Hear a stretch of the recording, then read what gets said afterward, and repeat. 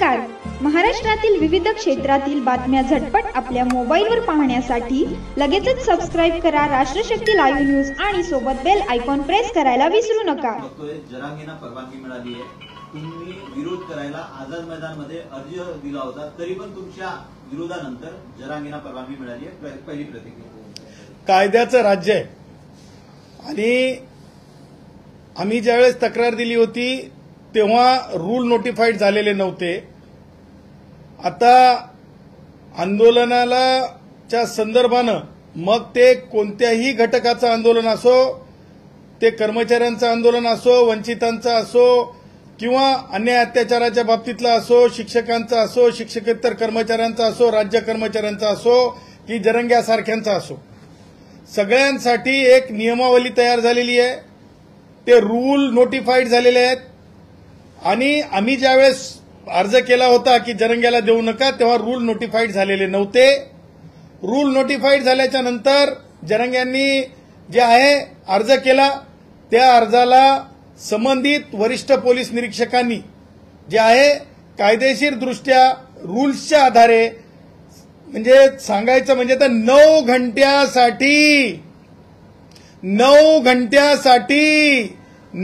घंट्यासाठी 1 घंटा, 2 घंटा, 3 घंटा, 4 घंटा, 5 घंटा, 6 घंटा, 7 घंटा, 8 घंटा, 9 घंट्यासाठी 9 वाजल्यापासून संध्याकाळी 6 वाजेपर्यंत जी आहे रितसर रूलप्रमाणे शर्ती आणि अटीच्या आधारे जे आहे ते आंदोलन करू शकतात अशी परवानगी दिलेली आहे.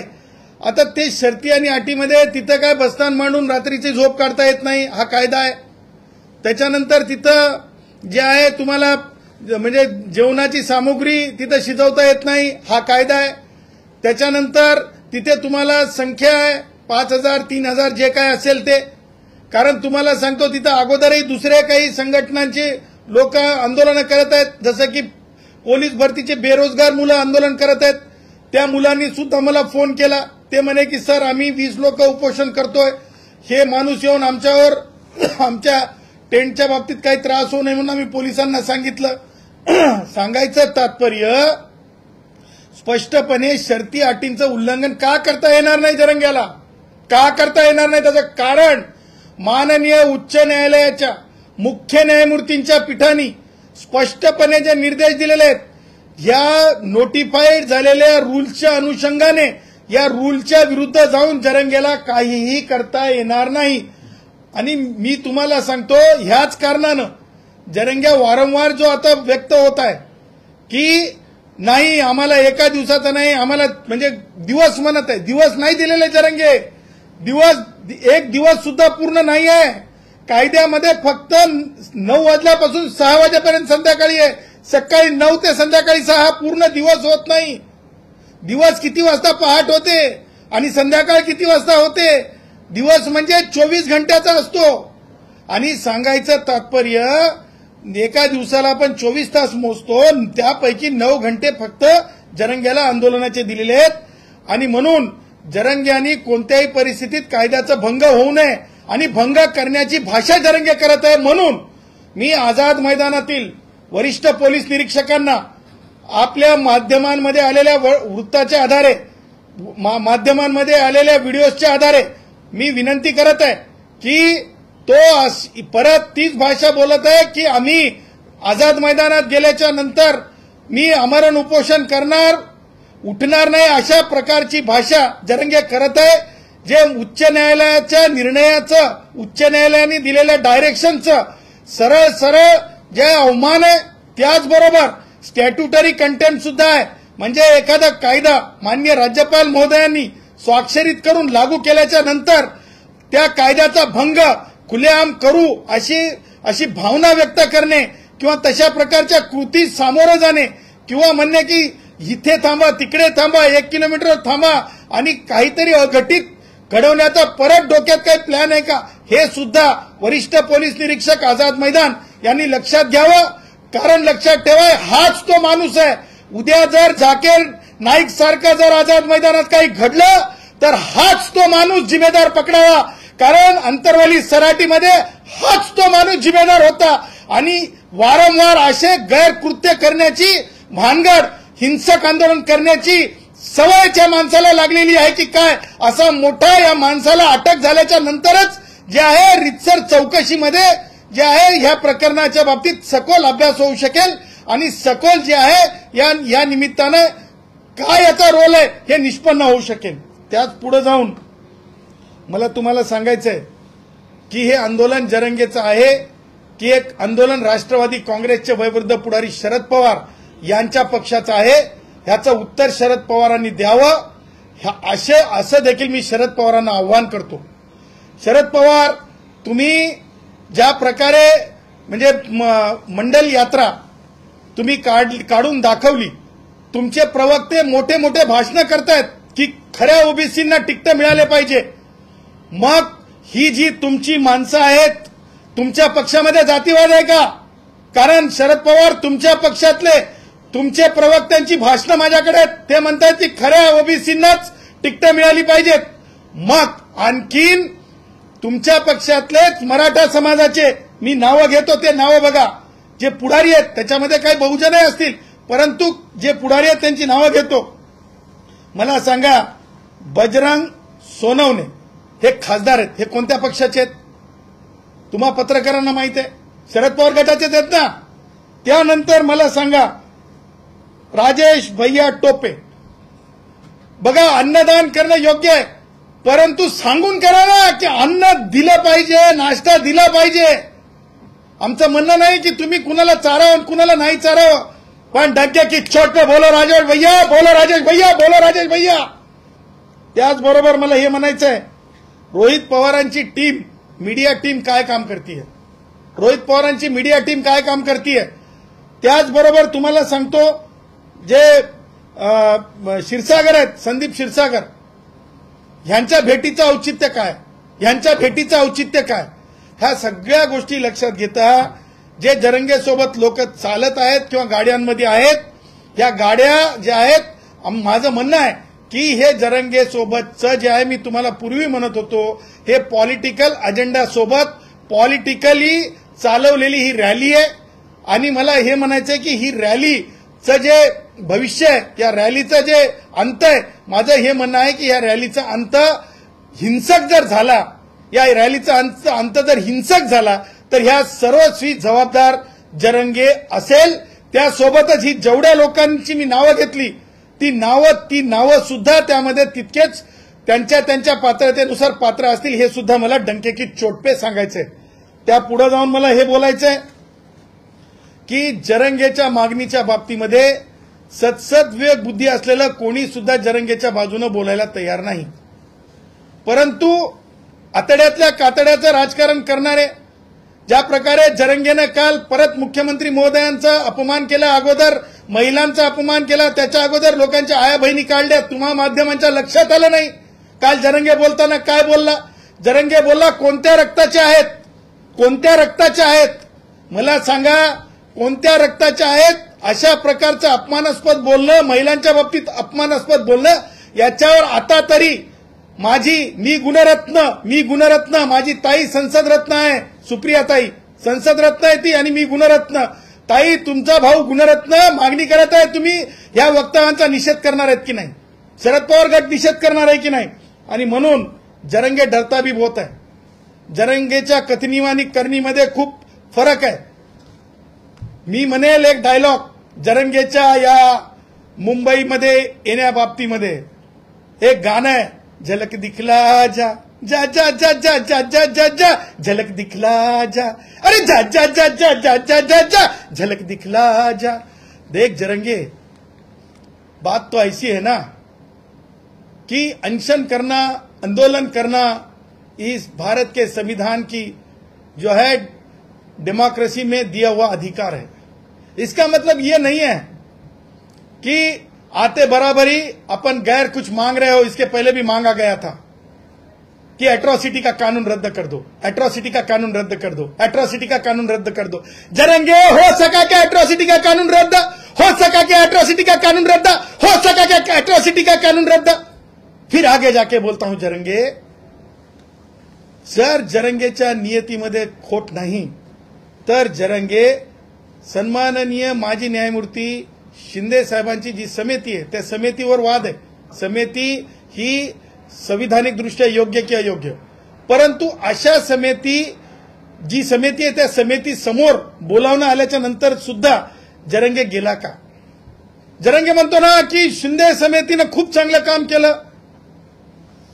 मग काम केलं तर मग जरंगे तिथे जाऊन आपलं मत का मांडत नाही?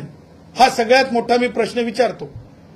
आणि त्या पुढे जाऊन जरंगे जो म्हणतो गॅझेटचा आधार, वेगवेगळ्या गॅझेटचा आधार, शिंदे समितीला हे बऱ्यापैकी माहिती आहे, म्हणूनच हे ऑब्झर्वेशन असावेत की व्यक्तिगत माहिती नसल्यास सरकार आरक्षण देऊ शकत नाही.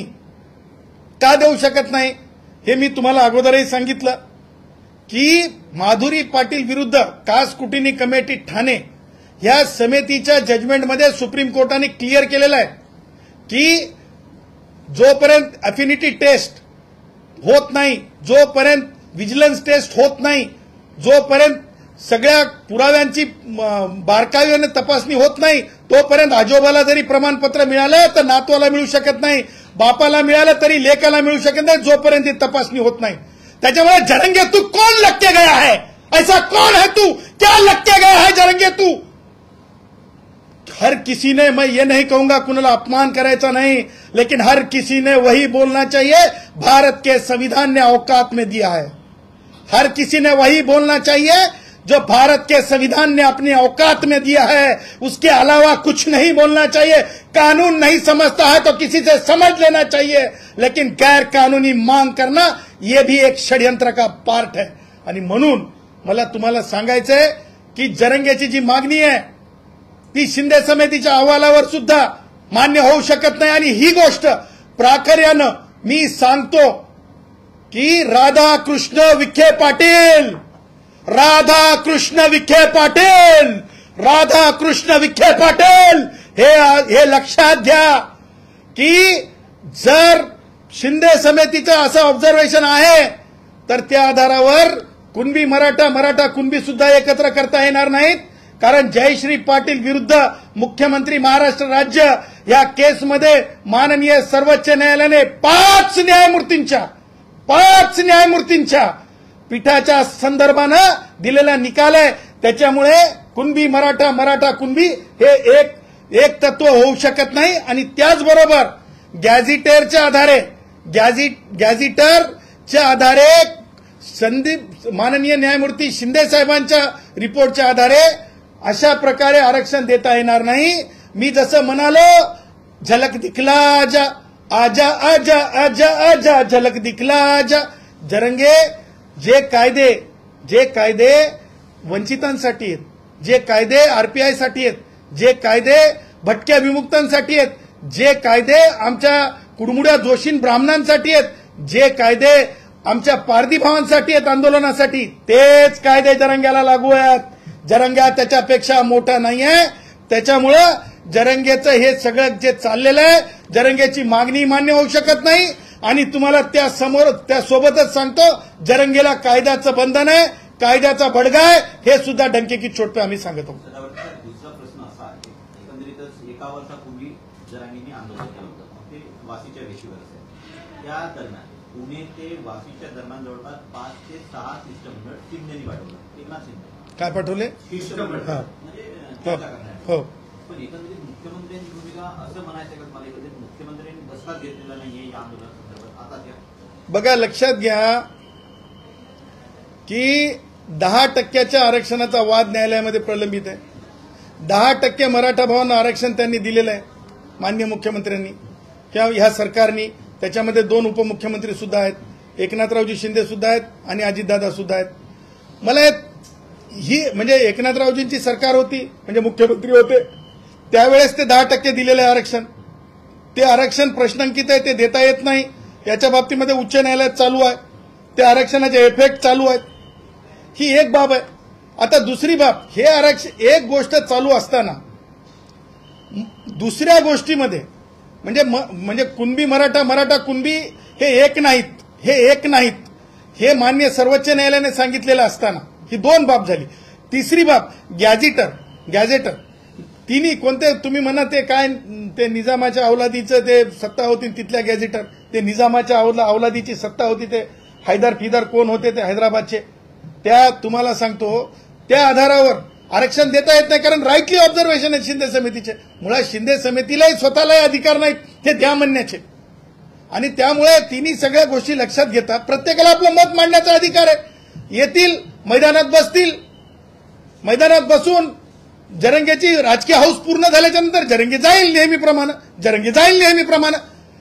जरंगेची ही हाऊस पूर्ण झाली की जरंगे जाईल नेहमीप्रमाणे, जरंगेची हाऊस पूर्ण झाली की जरंगे जाईल नेहमीप्रमाणे. त्याच्यामुळे मुख्यमंत्री महोदयांनी किंवा दोन्ही उपमुख्यमंत्री महोदयांनी किंवा गृह विभागाने, गृह मंत्रालय म्हणून पोलिसांना अधिकार नाही, फक्त कायदा करण्याचा अधिकार आहे. कोणी आंदोलन करावं हा अधिकार, आंदोलनाला परवानगी द्यावी त्या एक्झिक्युटिव्ह डोमेनमध्ये आहे. आणि म्हणून राष्ट्रवादी आणि काँग्रेस यांना मला सांगायचं आहे, हे काँग्रेसांनो, तुम्ही ते दिवस आठवा जेव्हा विलासराव देशमुख मुख्यमंत्री होते, सानंदाच्या केसमध्ये पोलिसांच्या कारवाईमध्ये हस्तक्षेप करू नये असं माननीय सर्वोच्च न्यायालयाने सांगितलेलं आहे. डंके की चोट पे काँग्रेस, राष्ट्रवादी वाल्यांनो, उद्धव वाल्यांनो, तुमच्या कानटाळ्या उघडण्यासाठी हे मी अगदी माझ्या शैलीमध्ये तुम्हाला सांगत आहे. दुसरीकडे आपण बघतोय की ज्याप्रमाणे या एकंदरीतच जरांगेंची भाषा म्हणा किंवा एकंदरीत आव्हानात्मक भाषा म्हणा, याकडे कसं बघताय? कारण की मुंबईमध्ये आल्याच्या नंतर एकंदरीत कायदा सुव्यवस्था, कारण की 5,000 लोकांनाच फक्त बसण्याची त्याच परवानगी आहे. मी तुम्हाला सांगतो, माझे जे इंटेलिजन्स आहे स्वतःचं, सरकारचं असेल पोलिसांचं असेल, पण माझं स्वतःचं इंटेलिजन्स आहे.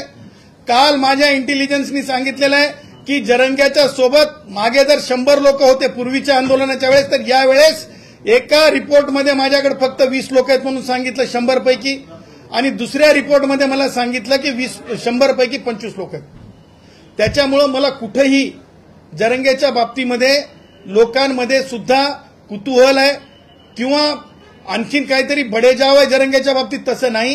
हे एक सुनियोजितपणे ज्या प्रकारे आपण एखाद्या कार्यक्रमाच्या म्हणजे काय म्हणतो त्याला आपण इव्हेंट शोची हे करतो, तसा हे मुव्हिंग इव्हेंट शो आहे.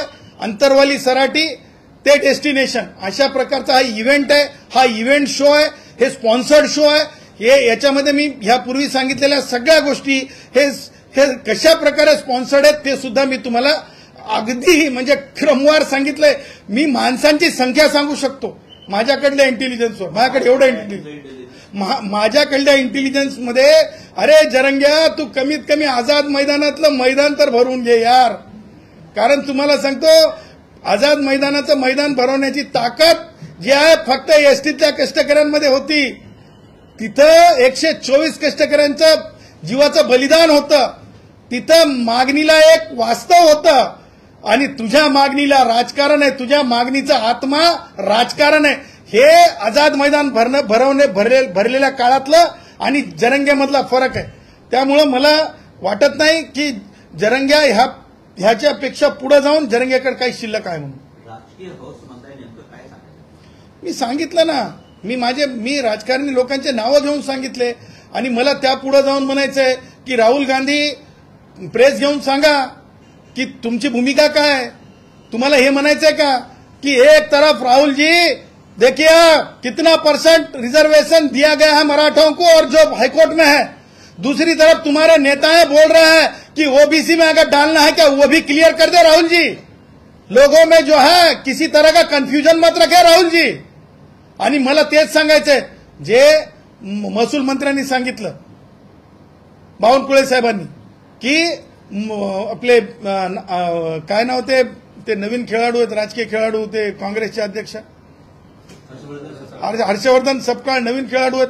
हर्षवर्धन सपकाळ असतील किंवा आमचे वडेट्टीवार साहेब असतील किंवा आमचे तिसरे नेते नागपूरकडले वडेट्टीवार आणि तिसरे नेते, या तिघांनी हे लिहून द्यावं, स्पष्ट करावं की त्यांना ओबीसी म्हणजे मराठा भावांना माझ्या ओबीसीत टाकावं का.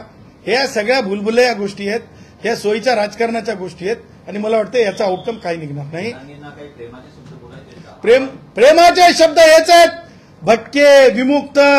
तुम्हाला सांगतो, माझे वंजारी असतील, बंजारा असतील, माझे साळी, माळी, कोळी, कुंभार, सुतार, वडार भाऊ असतील, माझे लोहार भाऊ असतील, माझे जे कोणी ज्यांच्या असं टप टप टप घाम पडतंय आणि ज्यांच्याकड मंदिराच्या किल्ल्या नसतात गावातल्या, जे माझ्या जरंगे म्हणतो ना गरजवंत मराठ्यांच्याही खाली असतात, श्रीमंतीप्रमाणे शिक्षणानं वर असतील, अभ्यासानं वर असतील, परंतु त्यांच्याही म्हणजे पैसे कमाईनं खाली असतात, त्या भावांच्या हिश्श्यातलं कोणत्याच परिस्थितीत कोणी नेऊ नये आणि तशी नेण्याची हिंमत कोणाला आम्ही करू देणार नाही. त्याच्यासाठी संविधान कॉन्स्टिट्यूशन डिफेंडर म्हणून आहोत, कारण हाच तो वर्ग आहे ज्याच्यामध्ये कुडमुडा जोशी जो आमचा भटकंती करणारा ब्राह्मण आहे त्यांना सुद्धा रिझर्वेशन आहे आणि त्यामुळे एवढ्या मोठ्या वेगवेगळे समूह ओबीसीमध्ये आहेत, त्या ओबीसीवर आम्ही अन्याय होऊ देणार नाही. ती आमची रिस्पॉन्सिबिलिटी आहे, कॉन्स्टिट्युशनल रिस्पॉन्सिबिलिटी आहे. आणि धारिष्ट दाखवणारा जो कोणी मंत्री असेल, जो कोणी आमदार असेल की जो म्हणेल की ओबीसीतून आरक्षण या मराठा भावांना आमच्या द्या, त्या सगळ्यांना मान्य न्यायालयामध्ये पार्टी करू, कारण त्यांचं मत दिल्ली उच्च न्यायालयाने एका प्रकरणात सांगितलेलं आहे. एखादी गोष्ट एखाद्या निवडणुकीच्या अजेंड्यामध्ये किंवा एखाद्या प्रकरणामध्ये मंत्र्यांनी व्यक्त केली तर जशीच्या तशीच कोर्टामध्ये सुद्धा ती ठेवता येते आणि त्याच्यावर निकाल मागता येतो. हे सगळ्या राजकारण्यांना मी आजच्या ह्या निमित्तानं मी आव्हान करत आहे आणि मी लोक शिक्षण करत आहे त्या आमदारांचं, खासदारांचं, जे कोणी मागणी करत आहेत त्यांचं.